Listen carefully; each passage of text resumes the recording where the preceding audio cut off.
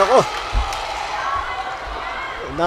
Naiba talaga ang Pinoy. Tignan ninyo ang pinagdaanan ninyong hirap sa nakaraang ilang araw. Nakangiti pa. Sa Pilipinas, nakangiti pa rin. At masarap pa yung marinig yung inyong sigaw. Kaya talaga, hindi po tayo titigil at gagawin lahat para tulungan po kayong lahat. Dahil alam naman po namin na kahit kayo'y nakangiti at nagmamalakas na sigaw, marami po kayong iniisip kung paano alagaan ang inyong sarili, ang inyong mga pamilya, kung saan kayo uuwi. Alam naman po namin yon.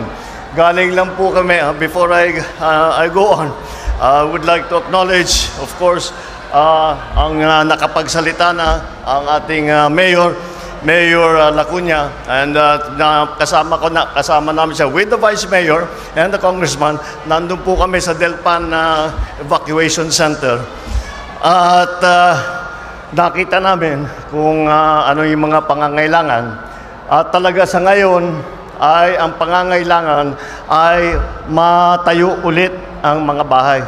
Kaya bukod dito, siyempre nandyan kayong lahat, nandyan pa kayo sa mga evacuation center. Wala naman kayong paglulutuan, wala naman kayong pagtutulugan. Kaya naman, ang unang-una, magdadala kami nito mga food pack na ganito, na dapat sa isang pamilya, yung isang food pack, isang kahon, tatagal dapat yan mga 3 araw, 4 na araw. Pero huwag kayong mag-alala, kung maubos ninyo sa 2 araw, meron pa yan. Meron, ibibigay namin kung ano yung kailangan ninyo.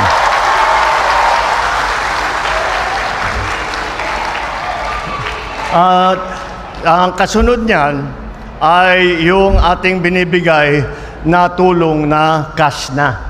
Dahil, kagaya ng nakita ko doon sa Delpan, maraming maliliit na bata at tinatanong ko, tapos may mga matatanda na may kailangan na gamot, na may kailangan na kung ano-ano.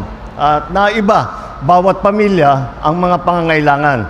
Kaya yung mga kuminsan, yung mga yun ay hindi kasama dito sa aming mga ibinibigay na tulong.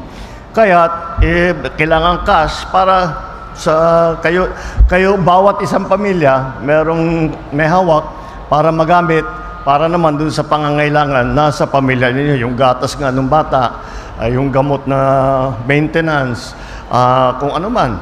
At yung mga ganun po. At nandito po ang serbisyo, yung sa inaalala ko kasi dahil ang sikip-sikip doon sa Delpan, inaalala ko yung maliliit na bata, baka magkasakit. Kaya tiniyak natin na meron tayong medical team na manggagaling sa Department of Health na pupunta. Tuloy-tuloy po yan. Hindi na sila aalis. Basta paikot-ikot lang sila sa lahat ng mga evacuation center.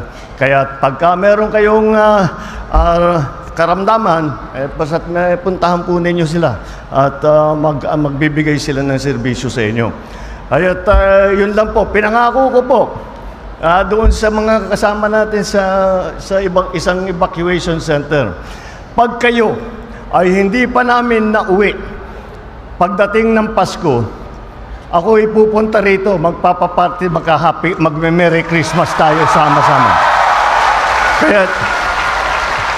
Kaya yan yung pang-udyok ko kay Mayor Lacuna Kaya bilisan mo, kundi magpapakain ka ng libu-libong tao pagdating ng Pasko. Ikaw din. Kaya kailangan maayos natin kaagad yun. Kaya huwag niyo pong alalahanin, andito po ang city government, andito po ang national government, lahat po ng ahensya ng pamahalaang nasyonal at nag-uugnay naman kasama ang mga local government officials at ating tunay na first responder.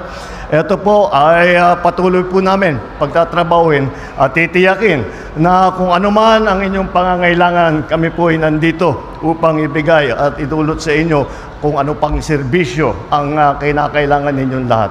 Maraming salamat po. Good luck po. Merry Christmas po. Ating tungayan ang ceremonial distribution ng government assistance.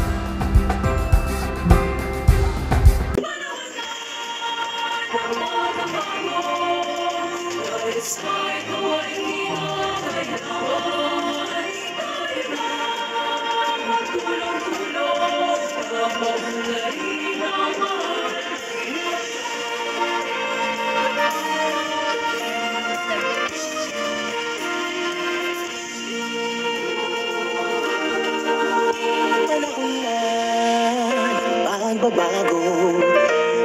sa ito ay